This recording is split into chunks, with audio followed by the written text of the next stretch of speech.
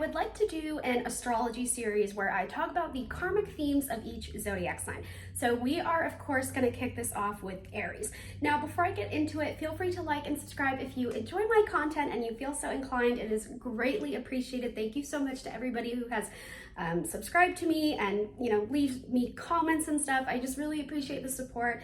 I have my website in the description if you would like to book a reading with me. I offer a lot of different types. I also have an email list going, so if you sign up for that, you will receive exclusive discounts and little astrological insights. Okay, let's get into it. So Aries is, and this can apply to you if you have any really prominent Aries placement. So obviously Aries Sun, Aries Ascendant, Aries Moon, just any Aries Mars, that's another one. You're really looking for placements that pack a big punch that you really strongly identify with.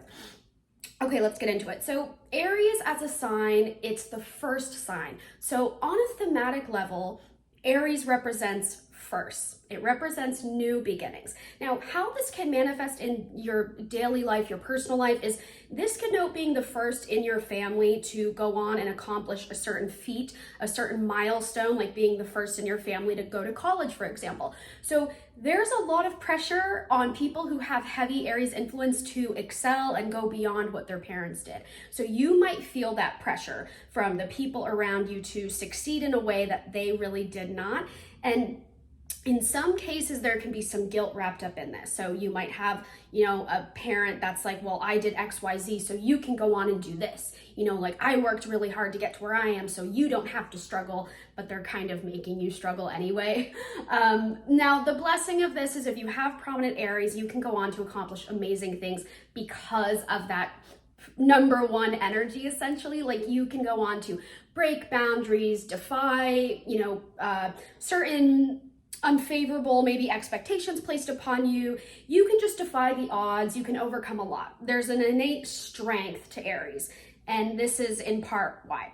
So because Aries is a very primitive sign, it's very hormonal, it's very instinctive, it's very much about the body, okay? The theme that I believe most really captures what Aries is all about is survival.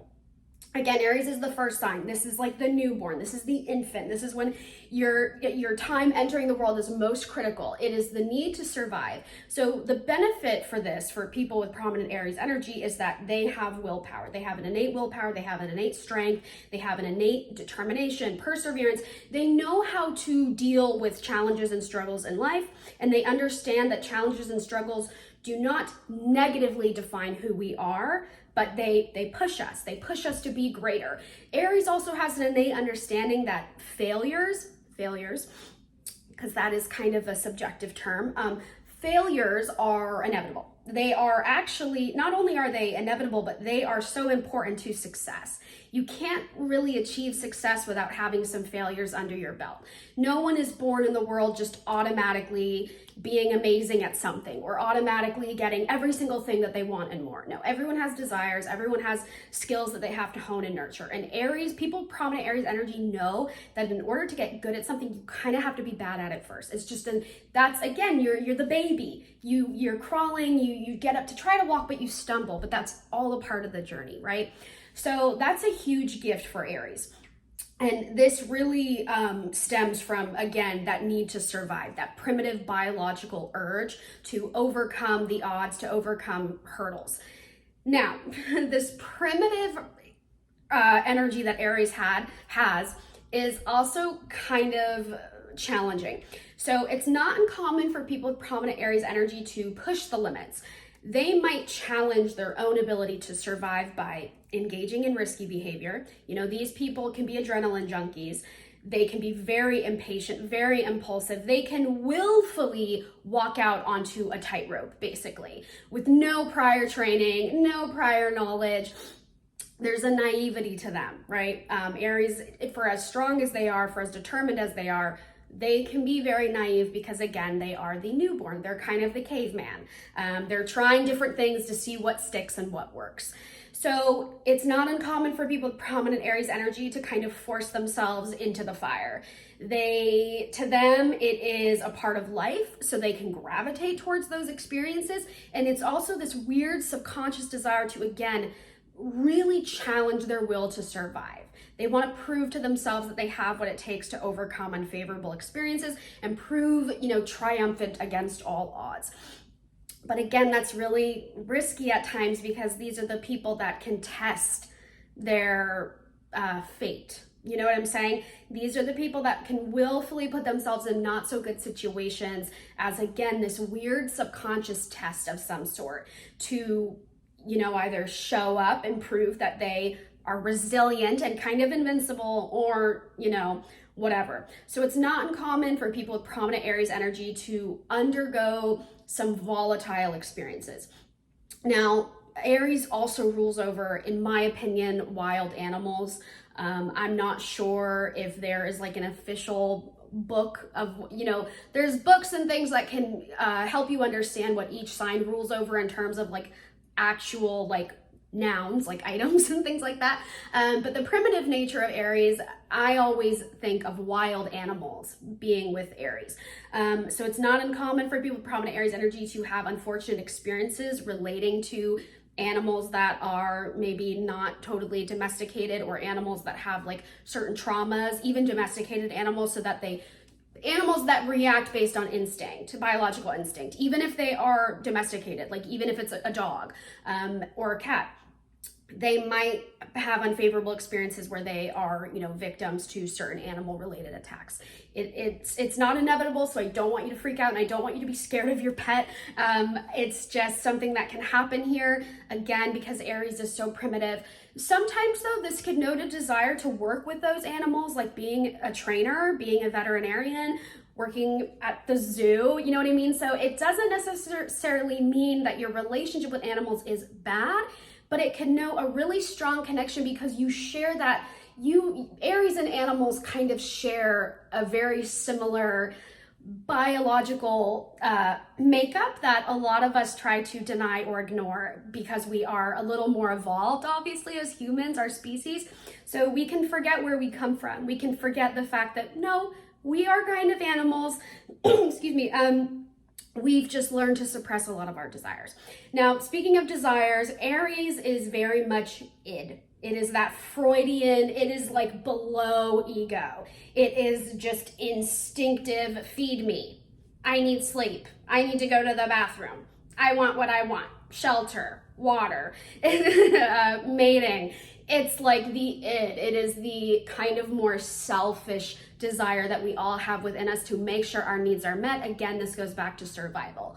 It's not necessarily a bad thing. I mean, it could venture into unfavorable territory because some people with prominent Aries energy can take it too far and they can be overpowering, abrasive, dominating, controlling, possessive. They can have a hard time sharing. Like children who have prominent Aries energy might have a little bit of difficulty when it comes to sharing or remembering that other people exist in the room.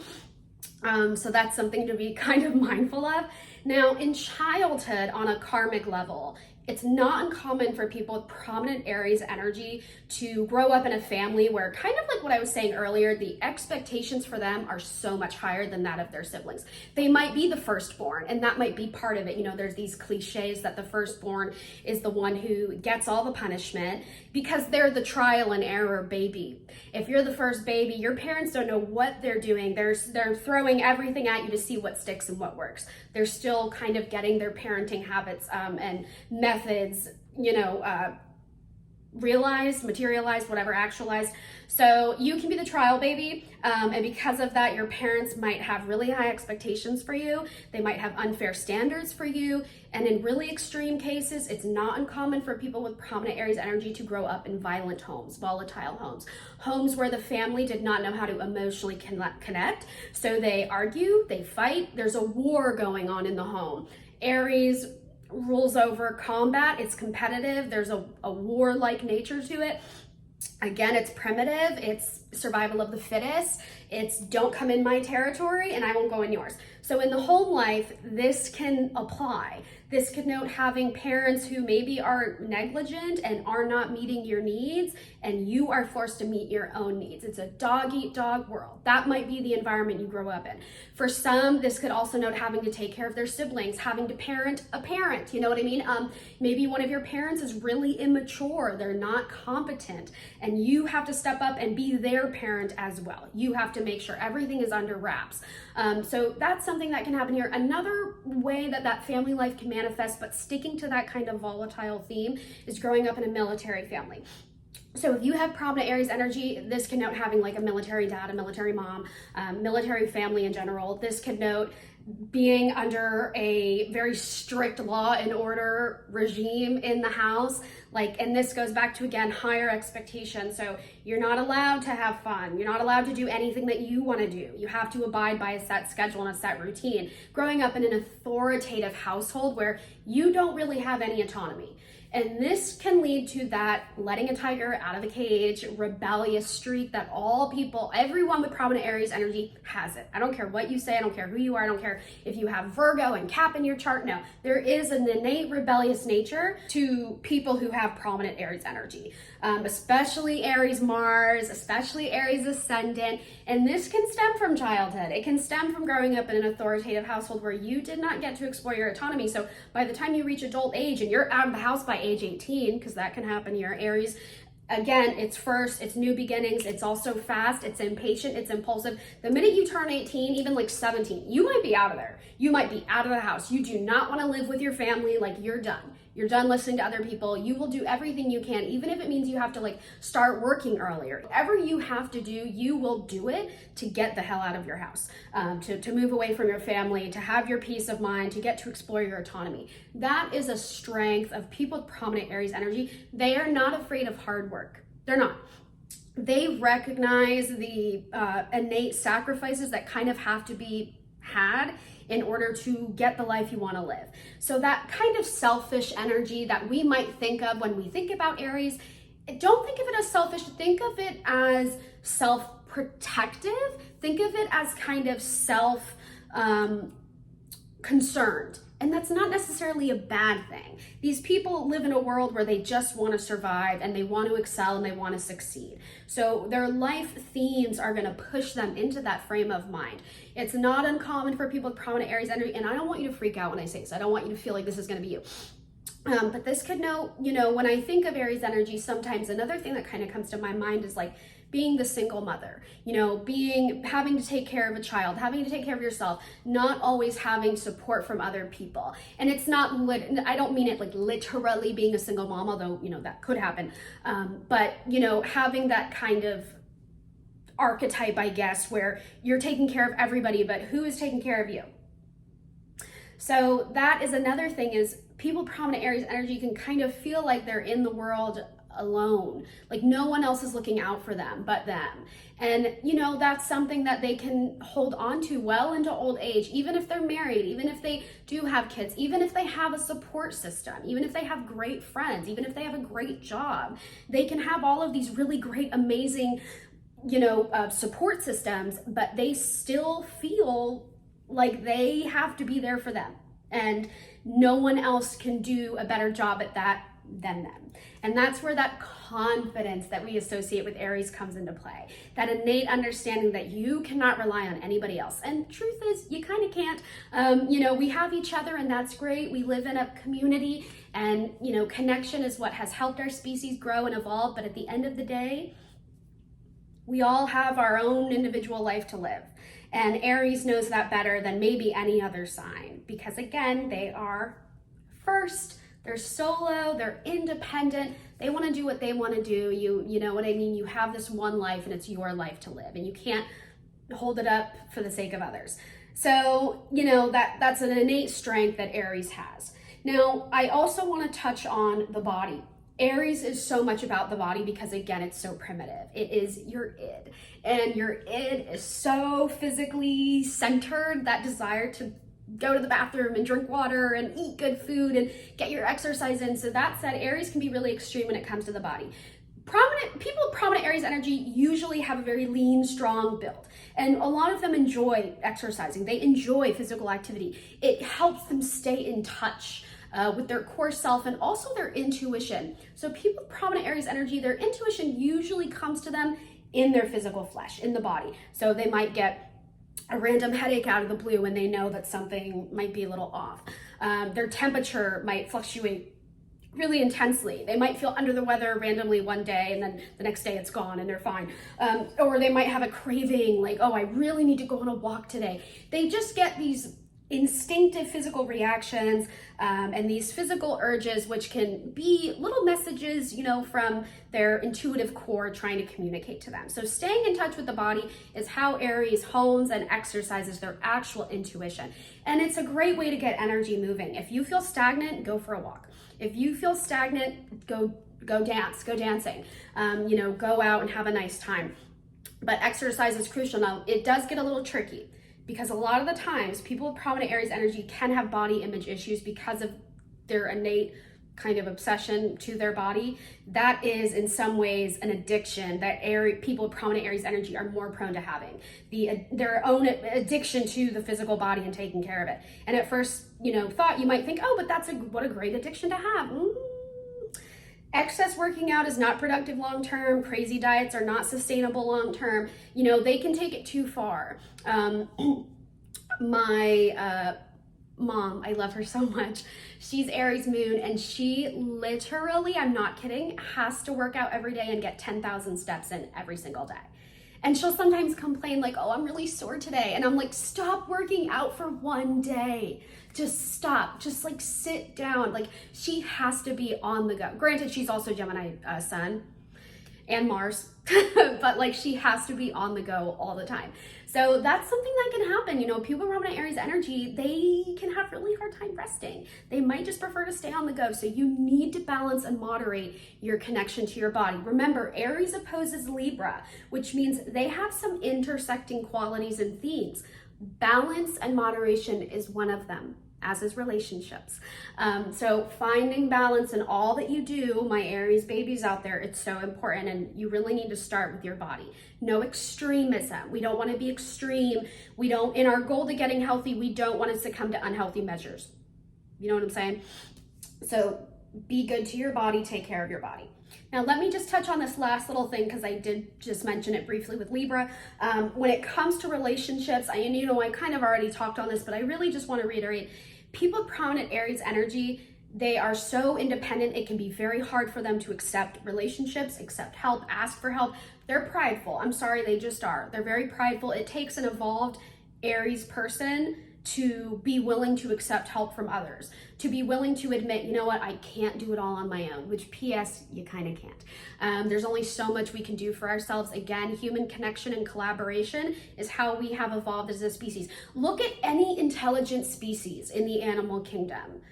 What do they have in common? They work in groups, they collaborate, they are, they operate in pods, in herds. They're there for each other.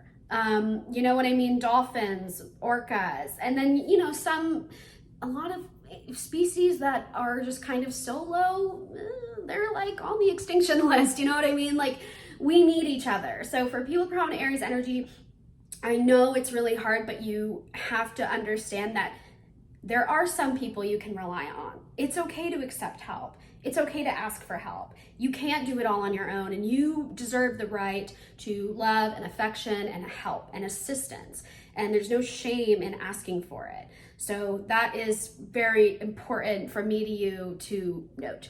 And of course, people with prominent Aries energy and being so independent, they're a little bossy. They like everything to be their way. They're very stubborn. But at the same time, they're open to new experiences. They're open to fun. They're so open to adventure. They're the type of people to go horseback riding and zip lining. They love to travel. They're very adventurous. You'd have to have other stuff going on in your chart, like maybe a lot of Virgo or something, to feel anxious about adventure. But for the most part, Aries people, they're up for anything, and they are so strong. They're so loyal. They're so protective. They're the type of people that will make sure that what needs to get done will get done. They don't care what they have to do. They will go to the ends of the earth to make sure that you, like everyone else in the Aries person's life, is being taken care of and provided for. They're fierce. They're very loyal. On a romantic level, they can be a little bit of game players. I'm not gonna lie. They enjoy the fun in the game. Remember, they're competitive. They can be a little messy when it comes to romance. But for the most part, they do make really great friends. And they're not as like, as I think some people try to make them out to be. Like, I wouldn't classify Aries people as mean or even malicious. I think they are actually quite generous and very nice and very sweet. They kind of remind me of like the popular girl at school who will put others in their place if someone is bullying, like, you know, maybe the less popular person. They're like the nice popular girl. You know what I mean? Like, we all know someone like that from school. Okay, that's everything I can like immediately think of when it comes to Aries karma and themes and the life of those who have prominent Aries energy. Let me know in the comments if you resonated with this. Let me know what you think. Like and subscribe if you enjoy my content and you feel so inclined. I also have my website in the description again if you would like to book a reading with me. And thank you so much to everyone who has been subscribed and been in my comments and been supporting me and booking readings.